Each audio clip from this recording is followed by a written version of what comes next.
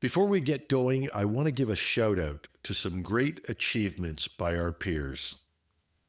On Wednesday night, Sean Guthrie, the president of the CIO Association of Canada, and I co-hosted, along with Gary Davenport, a well-known CIO, the Canadian CIO of the Year Awards. These awards recognize major achievement in technology leadership. These are not vendor awards. The judges are all peers and, like me, members of the CIO Association of Canada, run entirely by and for Canadian technology leadership. I just want to acknowledge these people. For the CIO of the Year in the private sector, Catherine Degagnes-Belzile, Executive Vice President and Leader of Business Performance and IT at Beneva. In the Public Sector Award, the recipient was Scott McKenna, Chief Information Officer at the Nova Scotia Health Authority. In the not-for-profit sector, Lisa O'Brien, Executive Vice President of Digital Strategy and Technology at the Canadian Cancer Society. And the CISO of the Year went to Brent Fowles, Director of Cybersecurity and Business Services at Western University in London, Ontario. I had the sheer pleasure of listening to their inspiring words and meeting these people for drinks and conversation afterwards. If your alphabet ends with a Z and you aren't a member of CIO Can, drop me a note. I'll be glad to refer you. Atlas launches. OpenAI's challenge to Google Chrome comes with some early security warnings. Glassworm hides in Visual Studio Code extensions. And Google's AI turns cold tumors hot, a potential breakthrough in cancer treatment. Welcome to #Trending. I'm your host, Jim Love. Let's get into it. OpenAI entered the browser wars last week, and for the first time in years, Google Chrome may have some real competition. OpenAI's new browser, ChatGPT-Atlas, combines chat, memory, and autonomous agent tools directly into your browsing experience. It lets users summarize pages, perform tasks, and even act on information with agents, all inside the browser. This is one of the most serious threats against Google Chrome's dominance in the browser marketplace. Don't forget, Chrome has 72% market share. But while Google is still figuring out how to monetize its AI overviews, OpenAI is offering a browser where AI is built in from the start. Now, innovation apparently comes with risk. Some independent researchers claim Atlas may be storing OAuth tokens, those small credentials that verify your identity when you log in unencrypted form on Mac systems. Now, if that's true, it could allow other applications to impersonate users. OpenAI has not confirmed this issue, and we haven't been able to get it independently verified ourselves, but it is a reminder that these new AI browsers could become prime targets for attackers. To its credit, OpenAI's privacy page explains that by default, browsing data isn't used for model training, and users can control or delete their history. But still, these tools are unproven, and as much as I'm an AI advocate, even I'd say be cautious. Know where these browsers are being used in your organization. They could be a real productivity tool, but they could also be a hacker's best friend. And you can bet they'll be actively attacked in the coming weeks and months. So experiment, yes, but do it safely.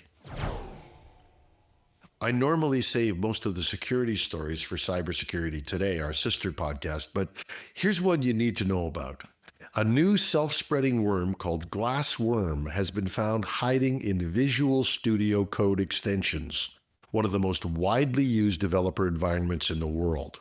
Researchers at Koi Security said the malware has already been downloaded more than 35,000 times before detection, making it one of the most sophisticated supply chain attacks they've ever seen. The worm appeared in at least 7 extensions on the open source OpenVSX marketplace and one on Microsoft's own VS Code store. They hide in plain sight. malicious JavaScript written with invisible Unicode characters that look like blank spaces in the editor. To a developer, it's empty lines. To a computer, it's executable code. Once installed, the malware steals developer credentials for GitHub, Git, and NPM. It drains crypto wallets, turns developer machines into proxy servers, and installs remote access tools for control. It even uses the Solana blockchain and a Google Calendar event for command and control, making it exceptionally hard to shut down. Organizations using VS Code should treat this as an active incident, audit every extension, and compare it against a list of affected sites. Koi Security is a vendor, and they no doubt want to sell you something, but they have the best list we've found so far. If you find a better one, please let me know. In addition to checking your extensions against the list, you probably need to turn off automated updates until these systems are verified as clean. Now, I'm a big advocate of AI-assisted development, but this is a reminder that new tools can create a new attack surface faster than we can defend them. In the wrong hands, they can be the hacker's best friend. So no surprise, AI is not perfect and we're early in the game. And yes, as the previous stories went, there are problems. But the myth that there are no benefits yet is just that. It's a myth, and a dangerous one. There will be plenty of issues, failures, and disappointments, but we have to recognize there are also real benefits already. And here's one. Google and Yale University have trained a massive 27 billion parameter AI model built on Google's Gemma architecture and discovered a way to make cancer cells more visible to the body's immune system. The model, called Cell-to-Sentence Scale 27B, reads the activity of individual cells like sentences.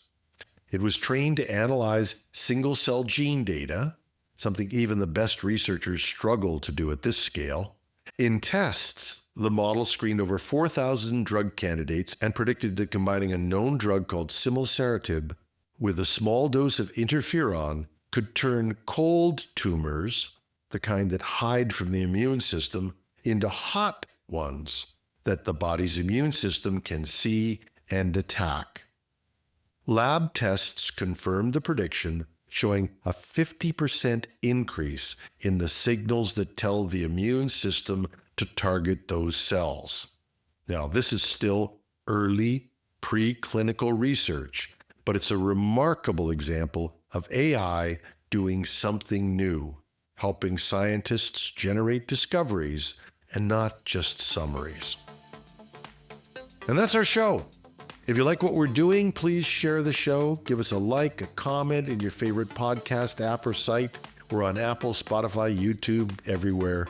We love hearing from you.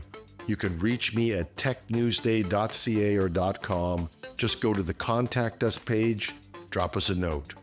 And if you'd like to support what we do, you can use the Donate tab and consider contributing the cost of a cup of coffee a month. If you're watching this on YouTube, save a comment under the video. We read them all. And while you're there, why not give us a thumbs up or a like, or better still, subscribe. It all helps us to reach a much bigger audience. Join us on the weekend if you can, when our Project Synapse panel looks at AI in action. And one more thing, I'm your host, Jim Love. Have a fabulous Friday.